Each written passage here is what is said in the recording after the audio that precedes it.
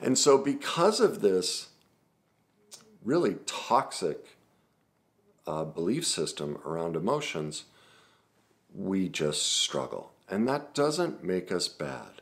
That's just fact. Like the sky is blue. There is a sun. All right? So this isn't about disparaging people, but this is about bringing truth into why we struggle with this and why all of us are emotionally unhealthy, and therefore it's nothing to shame ourselves for. Okay? So let's get into the 5 reasons and unpack them. When we're emotionally unhealthy, we judge others. The reason we do that is we are caught in low self-esteem and high denial. Judgment. When I judge you, when I criticize you, blame you, or judge you, really what people don't know is I'm talking to myself.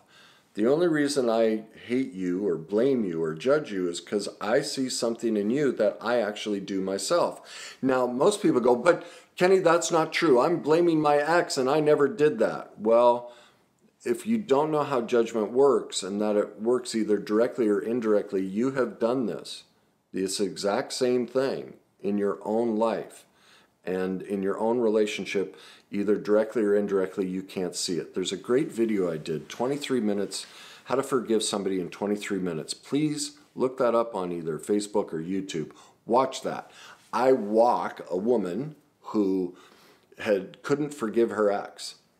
I walk her through the process of confronting her judgment, her blame, and her criticism, and she sees how it all originated with her own pain from her childhood and how she hadn't forgiven herself. And that's the same for all of us.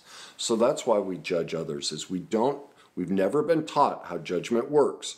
We don't have the emotional teaching and the emotional awareness that that's what judgment, blame, and criticism are, that it's actually a window into our own perfect imperfections, and we're screaming at ourselves to stop shaming ourselves and projecting it onto another person.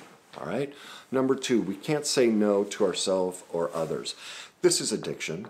I mean, think about it. This is being overweight. These are health issues.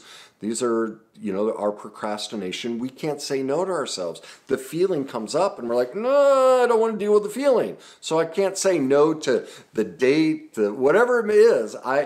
I can't say no to you. I can't say no to helping others. So we give ourselves away. We deplete ourselves. Why do relationships end?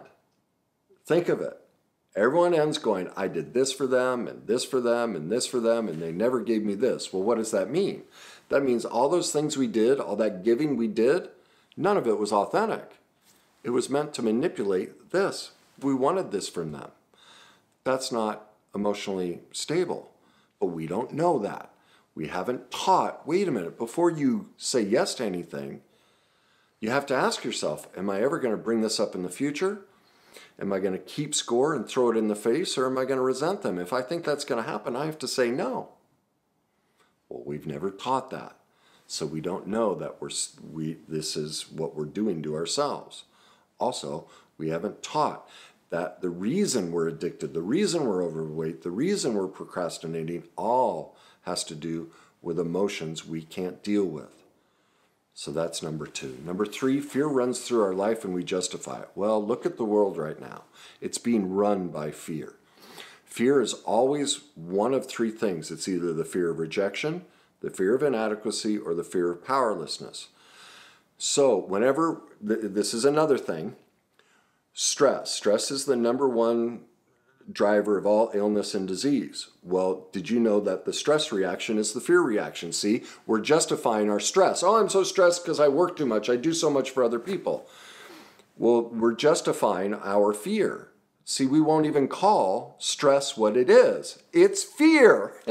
And we do this with everything. We find these workarounds so that we can justify staying stuck emotionally and not dealing with our fear of rejection, inadequacy, and powerlessness. Now, I don't have the time to go through all of those. I've done videos. Again, go to my fear playlist and you can watch. I've walked you through what I call the rest in peace, rejection, inadequacy, powerlessness, RIP. You can put fear to rest and rest in peace when you learn how to navigate rejection and inadequacy and powerlessness. But again, we've never been taught. So we're stuck in all this fear, and then we hide behind the justification of, oh, I'm stressed. it's okay to be stressed. It's not okay to be afraid. Well, when we gain emotional mastery, when we start teaching all of this stuff, we'll stop calling it stress. We will start calling it fear, because that's what it is. Number 4, we say he or she made me think, feel, or do. You see this, and I mean, just look at all the comments. Well, they made me feel. I mean, look at all the political correctness. What is all of that about? You made me feel. When you say this, when you do this, when you act this way, you make me feel. Well, that's not even true. We get to decide how we feel about something. That's our choice. No one ever makes us, but see, we haven't been taught that. That's, codependence 101. Now, in everyone's defense, codependency really, the concept and the understanding of codependency is really about 50 years old. So again, don't shame ourselves for being emotionally unhealthy. This is all new information. Now we understand, wait a minute, when I say you make me feel, you made me do, you made me believe, I'm actually being codependent, that I'm giving away my inherent power, that I'm not taking responsibility of my life, and I'm making you responsible so that I can stay the child and blame you and use judgment and fear and all of these other things and project them onto you. We didn't know that's what we're doing as a species. This is all new information. So of course relationships would break up. Of course we wouldn't understand how any of this works because we've just discovered it. So that's why we can't shame ourselves. Number 5, we keep ourselves so busy. This is especially prevalent in the American culture. And this goes back, I would have liked to have said this earlier, that one of the biggest reasons we're all emotionally unhealthy, especially in America, is Americans are not allowed to have any negative feelings.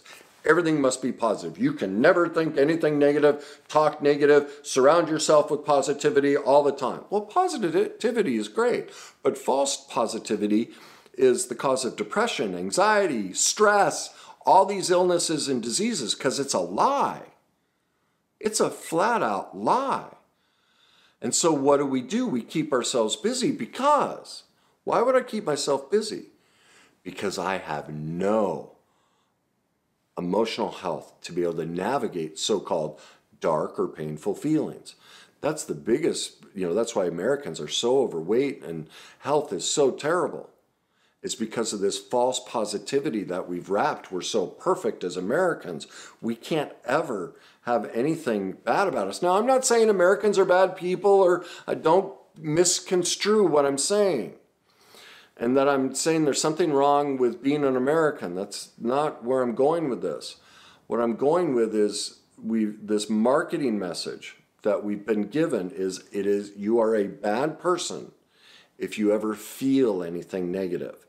And this is throughout the world. It's not just, it's heightened in America, but it's throughout the world. It is not okay to talk about, deal with, or express our negative feelings. Well, look at any person who's succeeded. What were they able to do? They were able to conquer the pain in their life, the emotional pain, their fears. They will all tell you how they had a cataclysmic event with some difficult emotional situation, and once they got through that, that's how they succeeded. But because, as a society throughout the world, a lot in America, but throughout the world, we're not allowed to talk about or deal with our negative feelings. We keep ourselves so busy with our careers, with our hobbies, with our animals, with our kids, anything to distract us so I don't feel that pain. It's a coping mechanism to avoid that we don't have the skill. Emotional health requires the ability to navigate the perfect, positive, and the imperfect, the painful, dark feelings. That's why we are all emotionally unhealthy. We are all perfectly imperfect. And you see, pain and pleasure, positive and negative, are perfect, imperfect. There's no difference. That's why there's no reason to shame. We are all in this together. And people, because we don't teach this, people are afraid to admit I'm emotionally unhealthy because what does that mean? I'm less than you. Somebody's better than me. No, we're all here. We're all struggling with this. That's the human condition. So let's take this, that's the problem with this. Because we don't teach emotional mastery, because we don't teach emotional health, people instantly will grade themselves and put themselves below. They will shame themselves. And that's why my intro I chose those words specifically. They mean so much more than just a sentence. There's a deeper meaning to all of it. Perfect is the positive, imperfect is the negative. They are both equal. There's no shame to either. We are all in this boat together. We are all emotionally unhealthy, and we just have to decide to work on it together. So what are the solutions? How do we do this? Well, one of the things I'm trying to do is I just opened up one of my master classes. It's called Your Journey to Emotional Mastery, and it's for free to anyone. Just go to my website, www.thegreatnessu, the letter U, thegreatnessu.com. Look for Your Journey to Emotional Mastery. You can get it for free. If you just want to listen to it in the car, you can get the Audible for free. If you want the videos and you want the journey books and all of that, you can get that for free. Both. Whichever version, heck, download both of them.